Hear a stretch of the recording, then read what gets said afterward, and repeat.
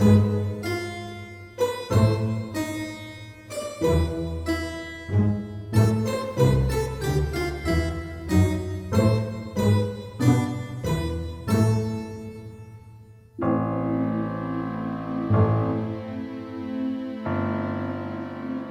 fellow investigators, and welcome to our video podcast, Into the Darkness, where my friends and I will be attempting to write a complete scenario for the Call of Cthulhu role-playing game. I'm your host, Tom Rayleigh. So I thought I would start tonight by showing you what I've been working on. I read through all of the stuff on the repository on what's required for the PDFs and all that. So I've got that down. It's easy. It's what I do all the time. But I thought I'd start designing the cover because I'm working on the art end of it. So this is what I came up with. Nice. See that? I like that. Yeah, I thought like it that. would be one of the weird stones, sort of over the river of blood. And yet it's ambiguous that that's not going to tell them anything. Yeah. I like that. It's perfect. That looks. I agree. If you go to the repository, it will fit. Cool. It'll fit in. So what else? Who's next? Morgan? Tyler? Yeah, so I know we wanted to talk about, what we still need to do for this. I will fully admit I am absolutely the one who's holding up finishing the writing on this project. I just, like I said, I will be Wednesday dedicating time to doing it. I totally understand now all the other projects I have ever been on, wondering why somebody can't get their part done, and just, life just pops up with everything. But yeah, my plan is hopefully within 2 weeks. So I think we said that we were going to start meeting every other week. Yeah, that works best. By then I will have that, at least the majority of the writing done, so that we can kind of move into the next phase of, kind of meshing it together and making it sound right, and right. Not copy editing, but proofreading and all that fun stuff. Now, do we need to have it edited? Oscar's going to edit, so does he need to edit it and then we start formatting it into the thing, or does I would wait for the edits, because after Oscar goes through and edits it, Tyler and myself will have to go through and make changes, improve the whole thing, and then once we get that completed, fix it, then we'll get it formatted together. And all right, and we'll look for continuity errors and stuff. Which, a read-through before the main edit might be good to catch anything just blaring continuity-wise, but right. Yeah, the edit, the purpose of the edit is to get, into it, the bulk of it, and fine. We don't necessarily have to do that online. We can we'll each have a copy of it and read through it and look for any mistakes, because the more people who look at it, the better. I think doing a read through of the final project for the channel and showing all of our viewers and things the final product will be good, but we're going to do a run. We're going to play it. We are going to play through it. That's true. Yeah, so they'll see it then. Reading it through through the first draft is I don't. We are playing through it, or there's a group of people who want to play in it. That's what I thought. Okay, right, and we'll have one of our good GMs run it, and I or more me and one of you or whatever will simply be on screen watching. Okay. So we won't interact, but we'll see how people react, and make notes and what we need to change. Jason, sorry I cut you off. I was just going to say it might be good to have somebody not involved here that's not going to play it. One or two people do a read through also from a fresh set of eyes, because they're going to say, well, I don't understand what's going on here, or they're going to say, oh, I totally understand it, because we already, even if we proofread it, we know where it's supposed to lead. Outsider, somebody who hasn't been involved in the whole process reading it might be able to pick out something that we've looked at 100 times, but we already know where it's supposed to be. So Right. Well, I think as Oscar said at some point in this whole thing, he said, we don't want to. It's difficult for us to do a true, honest kind of read-through playtest of it because we'll fill in the gaps in our head. Right. That's what I was getting at. And the GM who we give it to is going to have to do that anyway. Correct. So that will be part of that test. They'll have to however read many times they contact us and say, wait, we don't understand this at all. We're like, uh-oh, got to rewrite that. Yep. And as far as the NPCs, the town's like 80% done. There's 1 or 2 I have to do. Still have to work on the big bad and work on the sand creatures, drawing a blank. Thank you, sand dwellers. Other than that, and then throw a couple generic townsperson 1, townsperson 2 if they need somebody that they just run into on the street that's not written into it. Other than that, I'd say 80% done. Cool. I think my maps and things are pretty.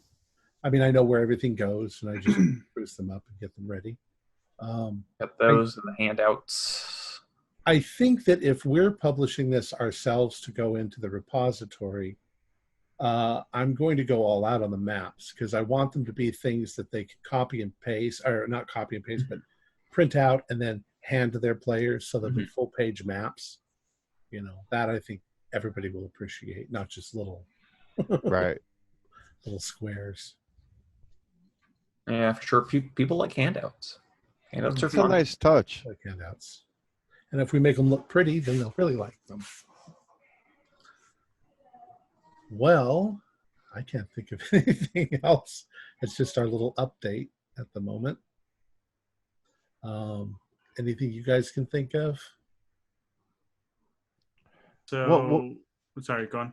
I was just gonna say, were you gonna put any other artwork like the pictures of the big bad or? Well, yeah, I do have to do that. And you said something about me leaving the big bad up to me. I think I've been thinking how I want to draw it.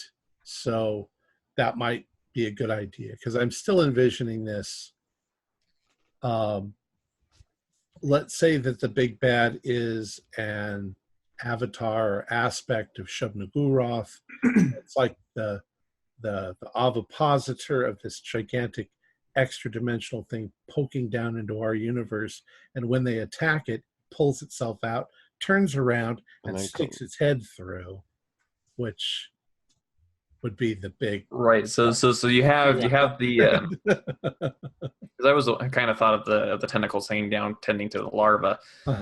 So it's like the tentacles and the things hanging from the ceiling. They pop back up, and then the thing that bursts back through is almost it's the classic Shoggoth-y, like a bunch of eyes and tentacles and mouths everywhere, and just the sort of soulless spider eye things, and just just tentacles and mouths, and just kind of like melting and reforming and stuff. It's coming after you, so it's kind of like if you attack it, then you're really in for it. And as it sticks its head through, it says, "Hey, what are you guys doing?" Of course, it says it in an eldritch tongue that sounds super terrifying. But they can all understand. Because it'll be mental, maybe. Oh, it's this big, long, super scary thing, and all it translates to is "really." That's my butt. It's like, what's wrong with you? You don't see me barging into your house and attacking your children. My sweet little maggots. One other question: did we do the switch on the cannibal character? Is it going to be male or female? It is female. Okay, I just wanted to make sure. Yeah, no, I agree with Tyler there when he emailed me. I know we talked about this last time, but the making it a female it does help to somewhat soften up the suspicion a little bit. Yeah, that's even if I it just doesn't want to fully make sure. do it, even because the thing with the cannibal, we don't really care if they kill her, right? It's not like she's just that added element. Did you come up with a name for her? Is she like Ma Kettle or she's Jen Mel, the daughter of Jason Mel, the founder of Mel's Creek. So we didn't deviate too far from Just from so I Jane. can go back and switch that. That's all. Yeah, I think it's Jen or Jane. That Was it works. Jane? It's one of the two. I can't remember. I have to look. Yeah, I think Jane sounded. I think it might be Jane. And I don't remember this if we decide we're going to do this or not. But are we creating pre-gens for this as well? Yeah, I think we're going to go both ways so that they have pre-gens if they need them. All right. Yeah. Are we doing enough? All right. So was the plan then to do like a set of characters that are like the scientist side and a set of characters that are like the camera people side, the film crew side, or just like a couple of each, or have we just not decided that? See, the thing, I don't know. is like I keep forgetting about the film crew component. I haven't included anything for them. And whether it's a fun idea to have the people out here to film stuff, but I don't know if having a ton of them, like having 6 film crew characters, Yeah, is really like what are they even? They don't have any motivation to like see the thing through. They go through the crazy mind, they get attacked by a crazy lady, and they're like, you know what? It's not worth it. Why not just make it? Let's say if you're going to do it, 4 scientists and a cameraman and his assistant. Right. It makes sense for somebody to be there because I added the NPC who was the person doing the document, like the camera document for the original group, who went back to develop film, saw the creatures in the background, freaked out, especially when they didn't come back. And so he's just freaking out. So he's kind of like that wild card, like the keeper can do what he wants with them. If the group's really struggling, he's kind of the guiding star, if you will. He's that break-in glass in case of emergency. If they feel like they need him, or they can have him like mislead, he kind of does that. But so they already had somebody documenting it. So this new group of people brought somebody else to document it. So that kind of makes sense. But a whole entire film crew of people, I don't know. All right. So I made notes. I haven't framed the scenario to really support that. So we'll concept. need 4 scientists and 1 camera person. So it would be A camera one person and a camera's assistant. So 4 scientists, 2 film crew people. So it would be 1 lead scientist and assistants or grad students or. Well, the lead person was Dr. Baker because he's the one who wanted them to come. So the main person is NPC who's dead. Not that they know that, but and also like giving in this situation, I think giving like a person like the lead scientist as a pre-gen kind of make things a bit odd. Having one of the pre-gens like in this situation, like a higher in authority kind of. In some cases, in some scenarios, that makes perfect sense. Like if there's the lead detective and or like the sheriff and the deputies, or whatever. But in this case, they're all just scientists, so I don't see a purpose for making one elevated over the others. No, that's fine. So I'll put that on the list. I did not do those yet. So. Okay. Is the aspect of the Red River something that the characters know before they come? Is that like a legend or something that they're kind of curious to see? Because I think you can kind of sprinkle that throughout the characters' backgrounds with pre-gens.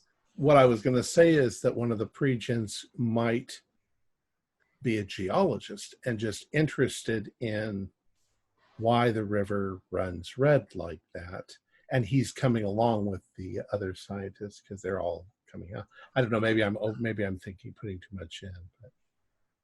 Well, even if they're not fully a geologist, they could still be like, you've heard of these brownish rivers, or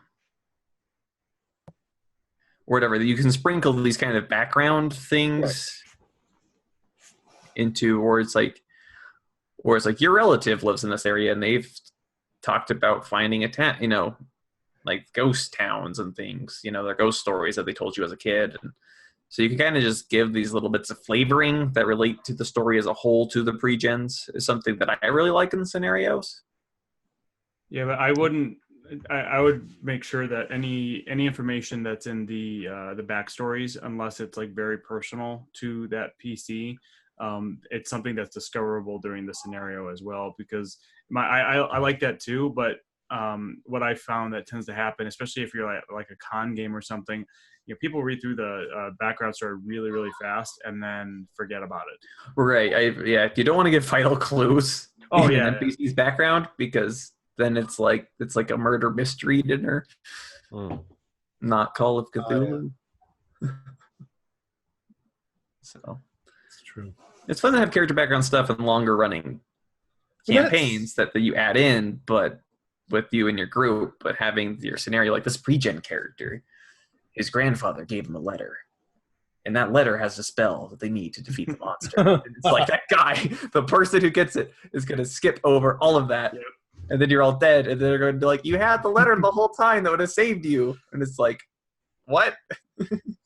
The one thing, and I'm going to go off on a tangent here, but one of the things that I've learned too from creating PreGens is don't include information on there that the player doesn't have an explanation for.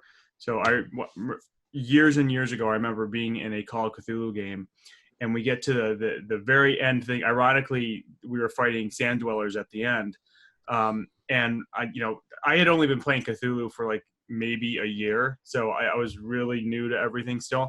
I say, oh, I have got this spell on my sheet, and it was something like call the, I don't know, Lord of the Skies or something like that. I'm like, oh, I want to cast this. And the GM just kind of looks at me and is like, are you sure? I'm like, yeah, I want to cast this. So like, all right. So he walks me through it, cast it. Apparently I summoned Azathoth and destroyed the world with that. Probably wouldn't have done that if I had known what the spell was, but bad GM. Technically we won the game because, the bad guys did not win. It still destroyed the world, but Hey, look, no collateral damage was acceptable. We can put finally that one spell that saves everyone, which is called Deus Ex Machina. Yes, I love that spell. The hand of God reaches down and just squishes the bad guy. Like, that's the end. Any spell that calls Azathoth should take days and like 40 people. Looking back, I can't believe that I had a spell that I could cast in 5 minutes. That summoned Azathoth. That summons Azathoth with one dude. Yeah. He's just like, he heard you, but he doesn't understand what you're saying because he's Azathoth. I think that game, more looking back, it was a train wreck as well. And so I think the GM was just trying to get out of it. And so it was a con game that was supposed to last 4 hours.